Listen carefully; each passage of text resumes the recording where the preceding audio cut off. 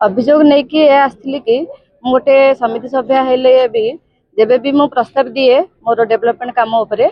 से काम आसे कि न आसे से भी मु जानि पारे ना आउ आसिले भी से काम किए करूछंदी मु भी जानि पारे ना जेहेतु वर्क ऑर्डर जेई को नारे रहउची तो से जा को चाहिबे ताकू ही देबे जेहेतु तांकू जे भतल हाथ गुंजा दे पारे तो तांकू से ही काम देबे आमे जदी को काम जानि परिबुनी किए करूची जदी जानि परिबुनी ताहले सरकार को मु एतिके अनुरोध करूची कि एई जो समिति सभ्य पद गुटिक रखिछंदी ताकू बाहर कर दियंतु उठाई दियंतु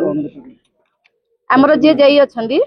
वर्तमान भक्त कुमार दास सार को मु बहुत थर मिसिची सार किए काम करूची कोन होउची मु किछि जानने सार मते टिके जणेबे तो सार सब थर बे मते हारासमेंट करछंदी किछि भी कहि नाहंती तो जेहेतु